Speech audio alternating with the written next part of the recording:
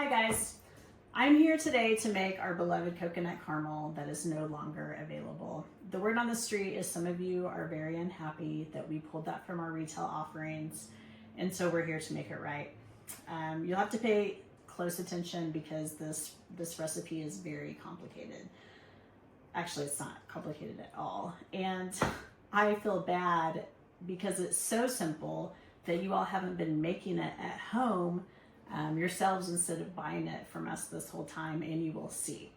I've got 2 cups of date syrup. Just gonna gently warm up the date syrup. Not very much, it doesn't have to be heated for very long at all. We're basically just trying to get it warm enough to melt what I'm getting ready to put in it next. Coconut oil, 2 tablespoons. Using the non-refined coconut oil gives it a very nice extra coconutty flavor. So I do recommend that. If you only have the refined on hand, no problem whatsoever. Because our next ingredient is really what's going to bring the coconut flavor home for us, and that is the coconut cream. And we're gonna do a 1/2 cup of the coconut cream. So if you buy a can of coconut cream in the grocery store, you'll see that half of it is solidified and half of it really is coconut milk.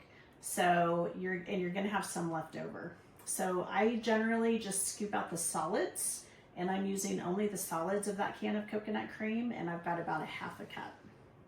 Now, if you end up using some of the coconut milk that's inside that can, no big deal. Your coconut caramel sauce is just going to be a little bit thinner. Coconut date sauce is actually technically what we called it. We called it coconut caramel for a short stint, and then we changed it because people tend to think of caramel as having that kind of stretchiness, and we didn't have that because we're not using a corn syrup in it, but we're using the dates, and so it's really more of a sauce, just a coconut date sauce than a caramel. Now once you get the main solids pretty much dissolved in the date syrup,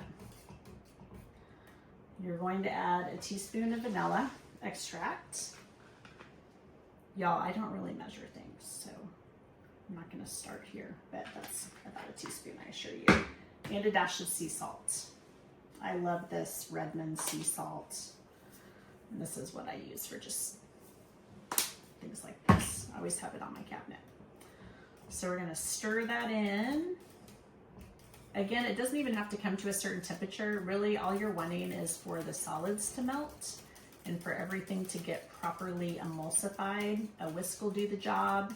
You can do an emulsifier as well, which will help to thicken it a little bit.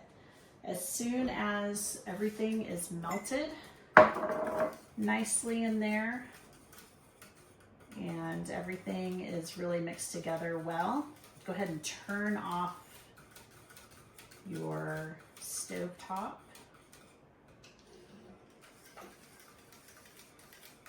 And it is going to go into the jar and then into the refrigerator to thicken up.